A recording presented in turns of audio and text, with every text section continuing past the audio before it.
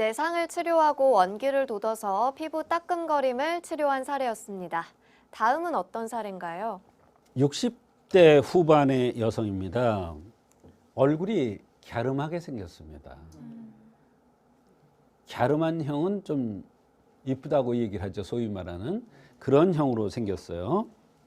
키는 아담하더라고요. 150으로. 처음에 발등이 따끔거리기를 시작을 했답니다. 그런데 이것이 온몸으로 퍼져 나간 겁니다. 발등이 따끔거리는 것을 치료했으면 간단했는데 발등에 따끔거리는 것을 치료해주지 못하니까 온몸으로 차츰차츰 퍼져 나간 겁니다. 병이 깊어진 거죠. 허리와 등이 담이 걸리고 등으로 올라가면서 온몸이 따끔거리고 혀가 쓰고 예민하고 등 쪽이 결리면서 손발이 저린 증상이 있었습니다. 통증이 전신으로 퍼지다 보니까 더 걱정이 많으셨을 것 같은데요. 입맛이 쓴 것도 혹시 관련이 있는 건가요? 그렇습니다. 입맛이 쓰다 또는 맵다, 짜다 이렇게 입맛에 대해서 다양하게 환자들이 표현하는데 입맛은 몸의 전신 건강 상태를 얘기해 주는 겁니다. 아주 중요한 건강 상태를 얘기해 주는 하나의 표시인데요. 그것을 잊어버리면 병을 치료할 수가 없은 경우가 너무 많습니다. 사실은 굉장히 몸 상태를 나타내는 중요한 지표예요. 입이 쓴 것은 심장의 화 또는 간담에 열이 쌓인 것을 나타내는 겁니다. 심장의 화에 의해서 병이 오거나 간담에 열이 쌓여서 여러 가지 증상들, 불편한 증상들이 나타난 것이다 이런 얘기예요. 그 현상이 입이 쓴 것으로 알 수가 있는 거예요. 그래서 환자가 입이 쓰다 그러면 굉장히 그것을 중요하게 여기고 처방을 써야 되는데 그렇지 못하면 병을 치료할 수가 없는 것입니다.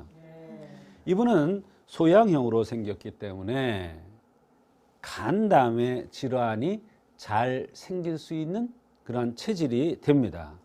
따라서 몸의 열을 조절하는 소양경이 안 좋으면 옆구리 담이 결리면서 등이 아프고 목 옆에 멍울이 생기거나 열이 오르내리는 증상들이 동시에 나타날 수가 있는 것입니다. 이분은 그 열 조절이 안 되니까 피부에 따끔거림이 나타났던 것이죠.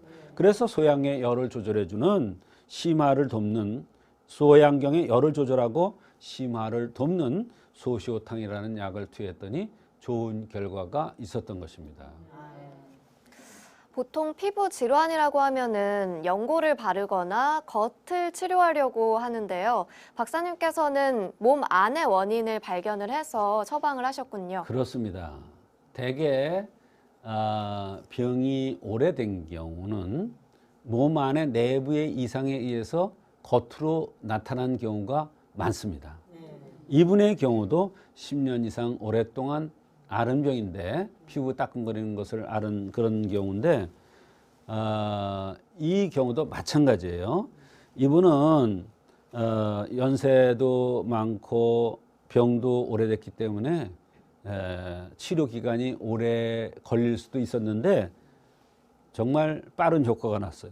한제를 드시고 피부 따끔거리는 증상이 10에서 7로 떨어졌대요. 그러니까 이 정도면 굉장히 많이 떨어진 거예요. 왜 그러냐면 한약이라는 것은 진통제나 이런 걸 쓰지 않습니다. 항생제나 이런 걸 쓰지 않고 자연 생약으로 몸의 상태를 좋게 해서 예를 들어서 심장의 화나 간담의 열을 꺼줘서 치료하는 거기 때문에 근본적인 치료가 되는 것이고 그 효과는 천천히 날 수가 있는데 이분은 한제 들고 나서 10에서 7로 떨어졌으니까 많이 효과가 난 겁니다. 2제를 드시면서 훨씬 더 좋아졌고 차츰차츰 좋아져서 전신 따끔거림이 그렇게 오래 됐었는데 많이 좋아졌던 그러한 경우가 되겠습니다. 피부에 이상이 생기면 겉에만 치료하는 경우가 많은데요. 오랫동안 증상이 계속 이어진다면 몸 안에 원인이 있지 않나 이렇게 고려를 해보시는 것도 좋겠습니다. 오늘은 피부 따끔거림의 원인과 치료 사례들을 알아봤습니다.